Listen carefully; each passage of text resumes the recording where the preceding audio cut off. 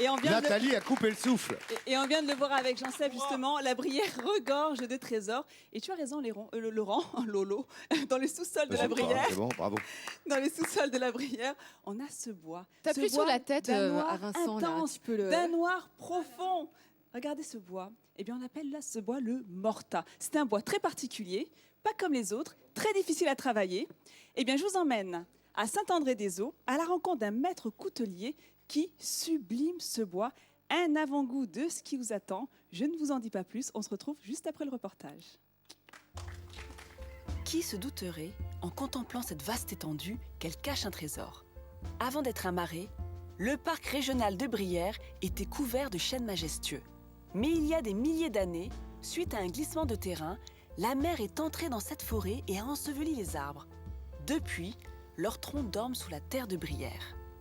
Un homme tombé amoureux de la région il y a 8 ans est parti à la recherche de ce bois enfoui, appelé morta. Jean-Henri fabrique des couteaux et le morta est une fabuleuse matière première. Accompagné de son ami Christophe, il traque ce chêne. On va utiliser cette sonde pour fouiller la Brière, pour fouiller le sol et repérer les endroits où sont cachés les troncs de morta. Les manches des couteaux réclament des matériaux nobles, solides, et le morta en fait partie, mais c'est un bois qui se mérite. La quête est ardue et le terrain à sonder immense. Quand on tombe sur une résistance, c'est que, en théorie, un tronc de morta est en dessous. Maintenant, il faut piquer autour pour réussir à définir sa longueur, son diamètre. Ce qui nous intéresse vraiment, c'est de trouver le tronc. Le tronc, c'est un peu le Graal. Et aujourd'hui, le Graal semble tout proche. Ah, Christophe? La sonde résiste, le morta est sous nos pieds. Alors là, on en a un là. Il va falloir creuser. Pas de quoi décourager nos explorateurs. C'est complètement un loisir pour moi. Je viens ici parce que ça me fait plaisir. L'endroit est super agréable. C'est au calme, on se ressource. Le morta, trésor naturel, est là, à portée de main. Pour soulever ce tronc lourd de plusieurs tonnes, les deux amis se servent d'une chèvre, un outil traditionnel en bois. Yes! Yes! C'est bon! Allez! Le morta sort de son sarcophage de terre. Il est noir parce qu'il a passé 5000 ans emmitouflé dans la tourbe et donc très naturellement, dans le temps, il a pris la couleur de son environnement géologique, donc le noir. Puisqu'on est ici d'une certaine façon dans le Pays Noir, sur les marais de Brière. Le tronc, quasiment intact, est colossal. Jean-Henri utilise son 4x4 pour finir de l'extraire. Et entre ses mains, la matière qui va sublimer ses couteaux. Un bois unique. Il offre tout un panel, toute une variété de noirs. Parce qu'il y a des noirs plus ou moins profonds, des noirs veinés de chocolat, des noirs un peu plus ambrés parfois. Enfin, il y a beaucoup de variétés et c'est un bois qui finalement est très riche. Ce morta, réveillé des entrailles de la terre, va devoir patienter encore. Une fois découpé, Jean-Henri le stocke avec le plus grand soin.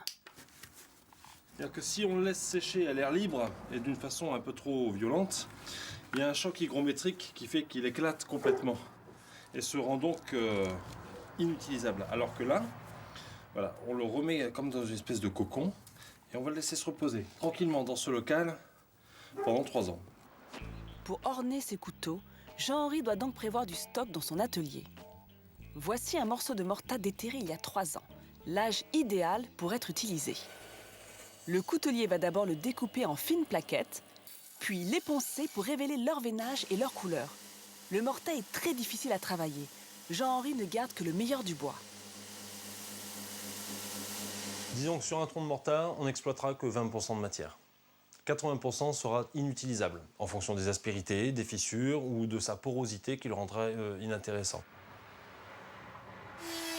Ces plaquettes de morta vont ensuite être percées. Le coutelier respecte un gabarit précis pour pouvoir assembler parfaitement le bois et les pièces métalliques en provenance de la ville de Thiers. Chaque détail compte. Et sa touche personnelle, c'est cette pièce d'ivoire de mammouth, vieille de 10 000 ans, qu'il va incruster au cœur du morta. On trouve le mariage insolite de 2 matériaux fossiles dans un manche de couteau. Un fossile végétal et un fossile animal. Jean-Henri colle ensemble les plaquettes de morta serties d'ivoire aux autres parties métalliques. Et après 2 heures de séchage, il ne reste plus qu'à installer la lame.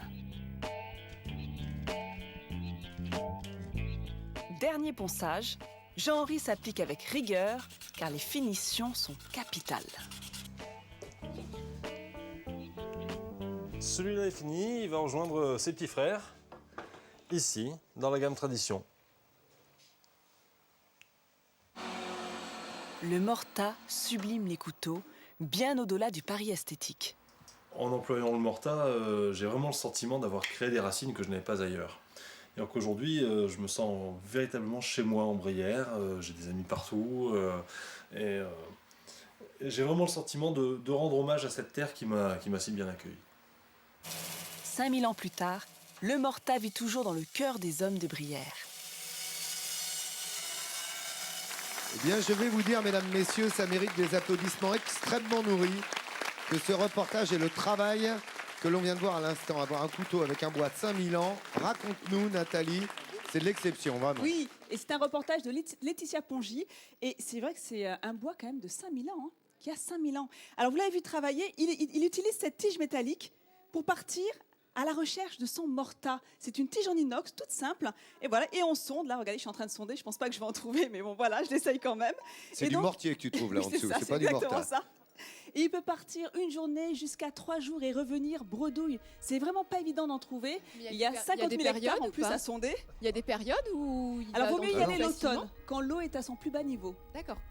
Et alors, moi, j'ai une petite question à vous poser, les amis. Ah oui. Et oui, attendez, je recherche mon morceau de morta, je ne l'ai plus. Alors, je vais vous demander justement. Demande à ce Vincent. bois. Non, mais c'est assez étonnant parce que ce bois. Tiens. Ah, le voici. Alors, c'est quand même étonnant parce que ce bois ne s'est pas décomposé. C'est quand même étonnant. En général, ça met plusieurs siècles. Là, on parle d'un bois Oui, c'est vieux un- de 5000 ans. C'est comme À un votre bois avis, pétrifié en Comment quelque ça sorte. se fait? Moi, je dirais c'est peut-être le sel. Non, C'est de la dans le fond, fossilisation. Qu'est-ce qu'on a sous la dans le noir. Brière? On C'est de l'a la vu avec Jean-Seb tout à fossilisation. l'heure. C'est tourbe. l'argile. Bravo, L'argile. mesdames. On a La tourbe. exactement la tourbe, qui est un La mélange préserver. d'algues, de roseaux et de vases. Et c'est cette tourbe qui va faire office de sarcophage naturel et qui va conserver ce bois à l'abri de la lumière. Et donc, c'est un bois aujourd'hui qui est en cours de fossilisation. Donc c'est pour ça qu'il a cette texture assez particulière. Il est chargé de silice. Donc c'est un, Il est pétrifié. quoi. il est mi-bois, mi-roche, mais encore à 99% en bois. Et alors ça veut dire que dans, allez, 100 milliers d'années, une centaine de milliers d'années, eh bien ce Ce sera bois vieux, hein. n'existera plus. Il sera entièrement roche. Ça sera Donc entièrement on ne sera plus couteau. là pour l'admirer. Mais bon, donc voilà, ce bois-là n'existera plus. Et alors, pendant ce temps-là, on a un homme, que vous avez vu dans le reportage, qui sublime ce morta. Alors regardez ce couteau. C'est un couteau, Laurent, que tu as Ouais, apprécié, Ah oui, qui est vraiment. à cran d'arrêt. Mais quel Ah, travail, quoi. Ah oui, alors la lame vient de la ville de Thiers. De Attention. tiers. Là, il m'a dit Thiers, Thiers. Thiers. Là-bas, ils disent Tu vois, chi. ils disent Thiers Non, non, là-bas, mais alors c'est moi je vais tiers, dire c'est Thiers. tiers. Tu vois, Vincent, T-H-I-E-R. tu avais raison. Tiers. Le manche est en morta. À côté, juste à côté, on a le même avec un travail supplémentaire.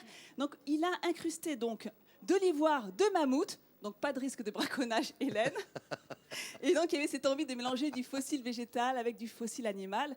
Alors là, on touche l'excellence. Donc, je vais demander à Vincent d'ouvrir ce couteau pour qu'on puisse davantage l'admirer. C'est une lame Damas.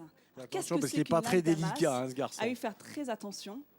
Eh bien, une lame Damas, c'est 2 aciers mélangés qui ont été brassés à fort coup de pression pour obtenir C'est un millefeuille, ce hein. millefeuille d'acier, justement. Nat, ça doit être hors de prix. Ce Alors, couteau. Le produit basique est à 125 €. Celui avec les incrustes mammouth. de mammouth, 160. Et là, c'est un peu plus cher, bien évidemment. C'est 450 €. Mais Ouais, c'est un t'as- travail vous avez vu le d'exception. travail qui est fait Voilà, dans le les temps passé exceptions, dessus. Et le guillochage, C'est une œuvre regardez les d'art. finitions.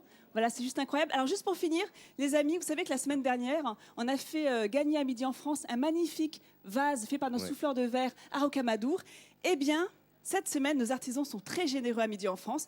Vous voyez, c'est un service de couteau de table en manche en Ouais, morta. ils sont très beaux. Eh bien, il va être mis également à gagner sur Midi en France officiel. Donc, notre coutelier souhaite l'offrir à un de nos téléspectateurs Moi, je joue, de Midi hein. en France. Donc, on vous attend d'ici la fin de Moi, j'ai le l'émission droit. sur notre site internet. Voilà. Et bien évidemment, il fait C'est partie magnifique. de la famille des talents Midi en France. Vous n'avez Ouais. même pas besoin de le préciser. Ça paraît évident. Ah, lui, c'est vraiment un talent remarquable, exceptionnel. C'est une œuvre d'art, quoi. Non seulement il y a le savoir-faire, mais en plus, c'est une œuvre d'art. Faut Chaque juste pas couteau est l'oublier une dans œuvre son d'art. cartable quand on prend l'avion. Hein. Parce que là, Oui, ah bah, celui avec tu le pleures. Je Tu pensais pleures à ça, longtemps. oui, Ça me voilà. rappelle quelqu'un.